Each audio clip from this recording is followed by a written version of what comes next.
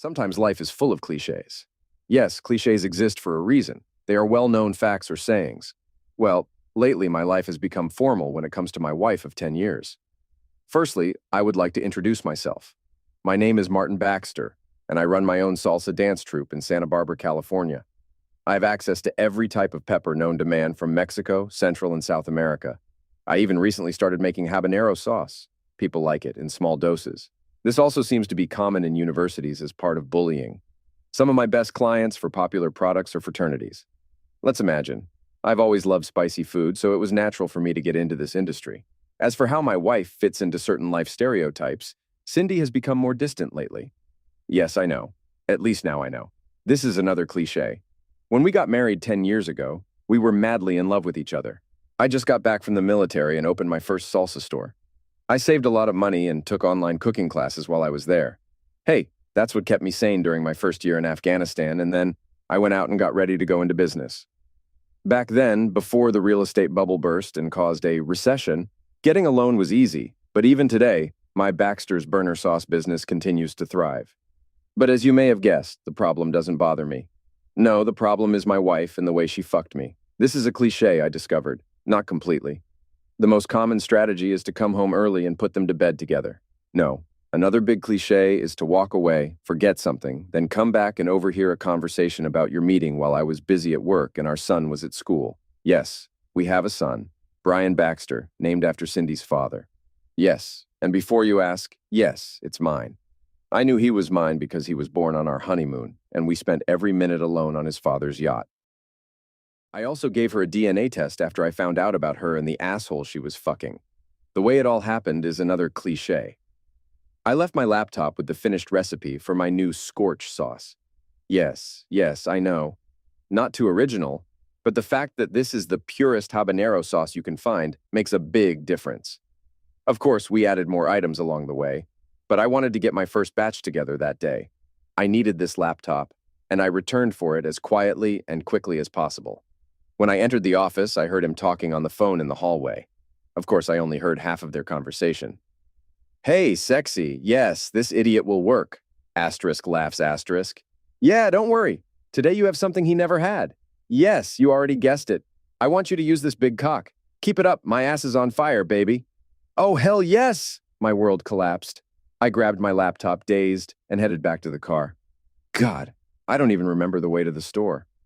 When I arrived, Becky was sitting behind the counter and Sally was sitting with a customer, embarrassing Pace by letting him try our latest batch of medium hot sauce. I smiled, wondering what to do. Divorce, of course. When I met and married my daughter Cindy, her father didn't trust me, so I had to sign a prenuptial agreement. The couple explains that if one spouse cheats, the guilty spouse receives nothing in the divorce. It's a two-way street, otherwise I wouldn't have signed it. Then all the trivial questions appear. How long did she fuck him? Why are you fucking him? Am I not good enough for her? Why doesn't she respect me? If she's so upset, why is she still here? No subscribers? Should I divorce him? How can I prove his betrayal? Then I came to my senses. It was the most evil plan I had ever come up with, and when I thought about what I was about to do, I realized that it was not my fault at all. I saw all the good in myself. 7 inches, thick cut. I know how to use it. It took me a long time to tell the difference between a fake orgasm and a real one, and Cindy never had one in the 10 years we were married. I always wounded her several times, mostly with my tongue and fingers, and then even with my favorite weapon. This can't be a gender issue, right? My God, I learned the damn Kama Sutra. I am always in good shape. I train 3 times a week and run 5 days a week. Yes, I am still involved in the sports program for my time. But if you think about it, the plan itself may be the most evil revenge plan ever created.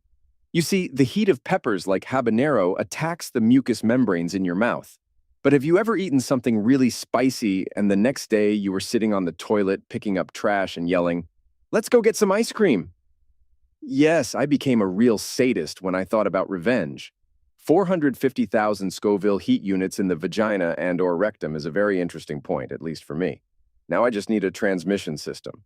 I made a small batch in record time and invited the girls to try it. To put out the fire, everyone had to blow their noses and eat a lot of bread. Afterwards, everyone warmly congratulated me on my efforts. However, he still needed a transmission system. The day went by very quickly. And although I always enjoy chatting with the girls I hire, I got home early. I went to the prosecutor's office and asked him to draw up divorce papers due to infidelity. I told him I would get tested in a day or two. He was hesitant at first, but when I told him about the conversation I overheard that morning, he sympathized and agreed. Then I left his office and went home. As I stepped outside, I saw a small red Mercedes sports car pull out of the driveway and head towards me. The man sitting in the driver's seat was blond, blue-eyed, and had a cheeky smile on his face, the face of an idiot. I recognized him as the man from Cindy's party we were at. He always asked her to dance, and she always agreed. Now I know why. My anger flared again, and I was ready to carry out my plan. The hardest thing is to act normal when I come home. Before I played the bitch, I had no intention of giving up. I took a deep breath and went inside. I smiled my best loving husband smile and walked inside. "Hello, dear," Cindy greeted me warmly. Apparently, she had just taken a shower and her hair was still wet. Her long blonde hair fell over her shoulders, and I was once again captivated by her beauty. But physical beauty is one thing. Inner ugliness overcomes everything. After my morning conversation with this idiot, her physical beauty no longer had the same effect on me as before. "Hey, sexy lady, would you like to take a shower then?" I asked jokingly, stroking her hair. "Yes, I have already practiced a lot." He smiled and kissed me. "Yes, I'm sure you did. Tomorrow your workouts will be more fun, I predict." She said dinner would be ready in an hour, so I kissed her again and walked down the hall to our room.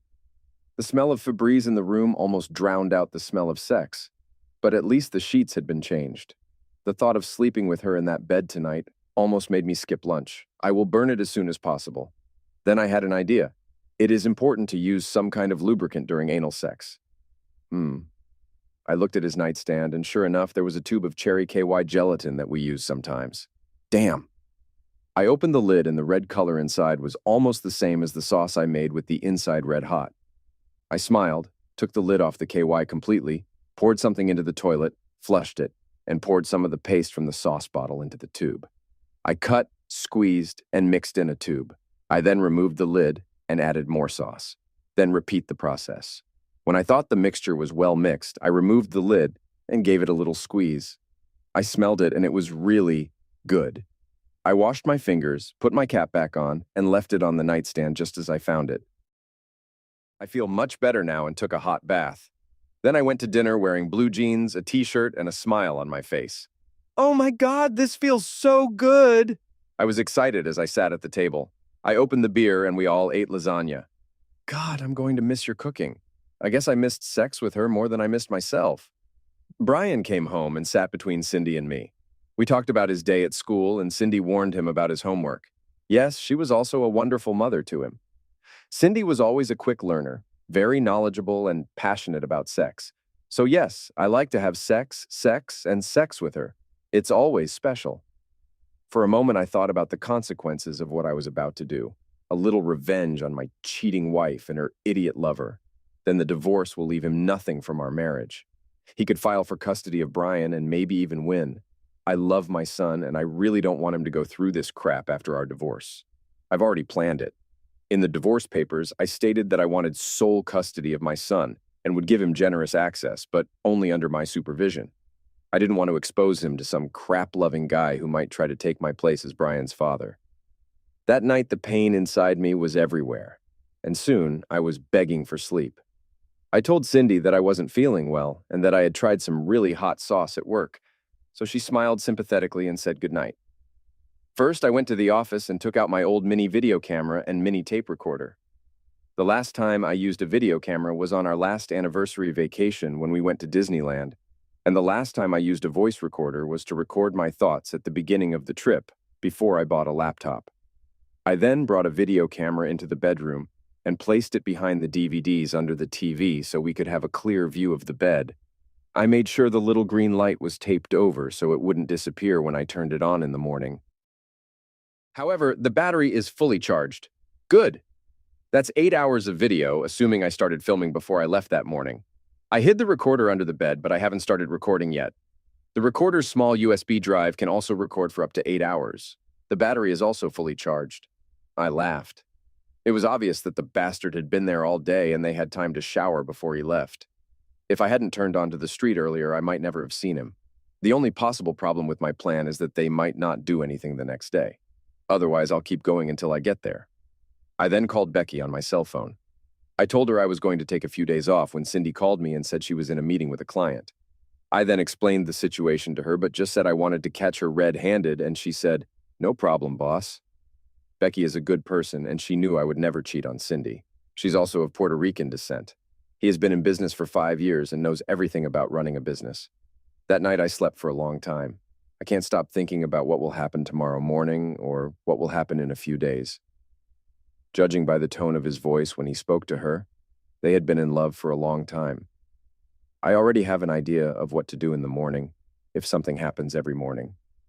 After setting up the camera and recorder, I crawled down the alley behind our house, walked through the front door, and crawled under our bedroom window.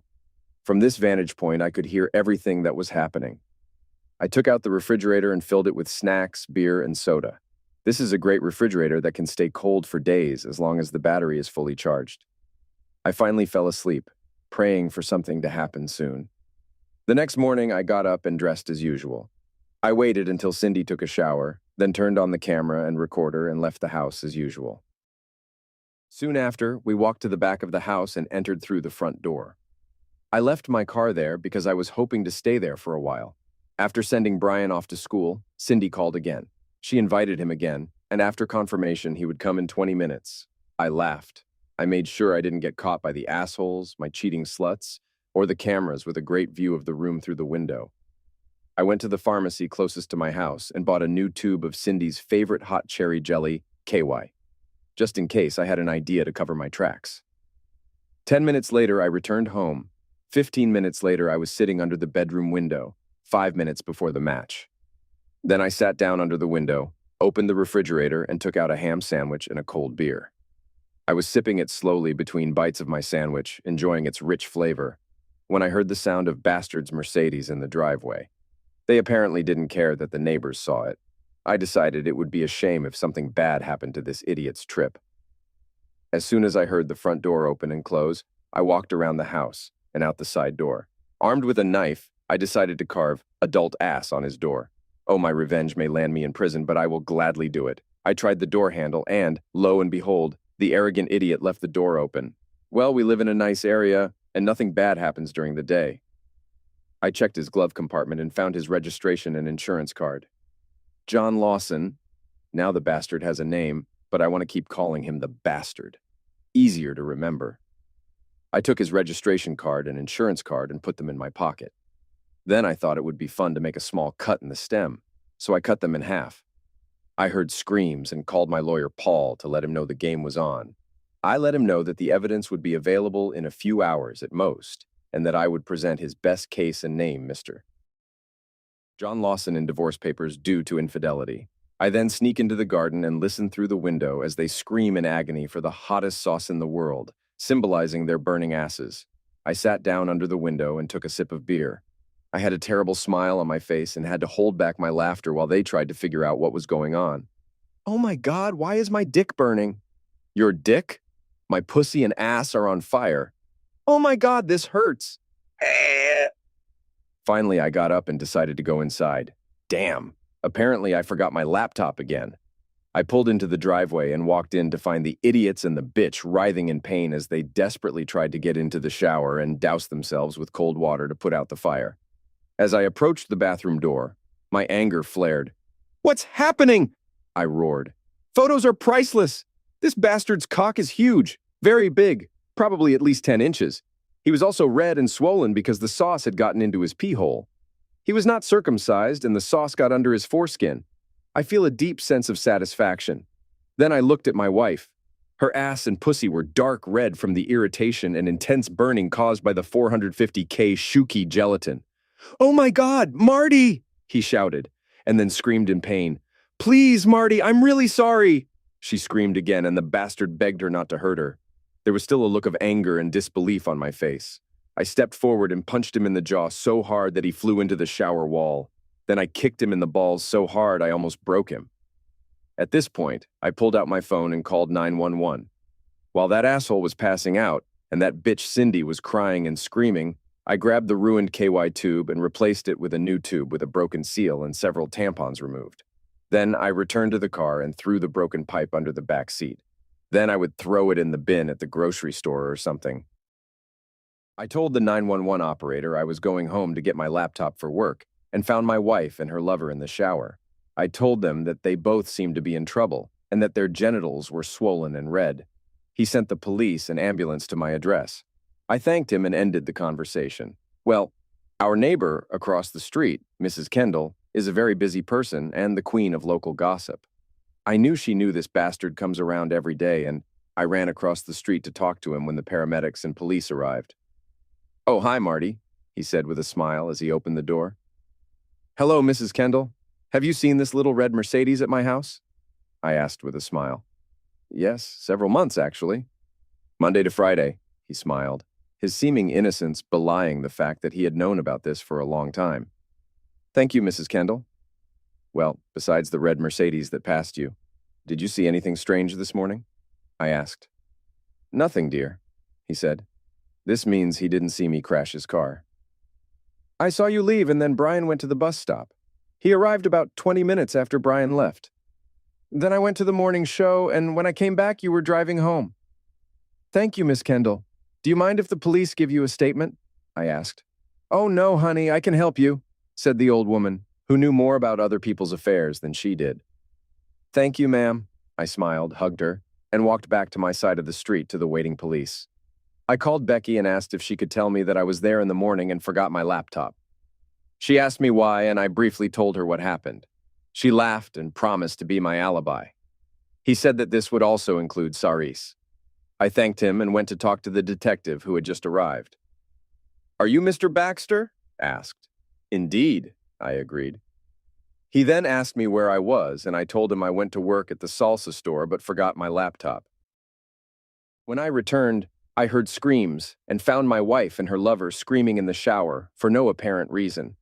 I admitted that I got angry and attacked the man who was trespassing on my property, which the detective said he would worry about later. Finally, the caregiver used aloe vera cream to cool Cindy's ass and vagina so she could wake up and ask questions. He took a tube of KY from the nightstand and handed it to the detective, who pocketed it as evidence. I told the detective that my wife and I sometimes use it to get an extra buzz during sex, and it's true, so that my steps do not arouse suspicion. With cars, it's different, but Mrs. Kendall had been watching me since I got back in the car after missing that bastard's ride, and she was more than willing to sign a written statement as an alibi. I always liked this curious old man. I swear I didn't know who wrote those words on his door, but I promised that if I saw him, I would shake his hand. He did me a favor. While Cindy and Jerk were taken to the hospital for observation and some tests, I went there and collected evidence. I took the video camera for the DVD and the recorder under the bed. I stopped recording twice and went to the office to charge the USB drive in my laptop. I edited the video as soon as I sat down and filmed it, so I didn't bother replacing the KY tube. I also reduced the recording time by the same amount. Just as I finished my creative edits, Detective Crawford walked into my office. He told me that even if I crashed this guy's car, he would make sure that no charges were brought against him.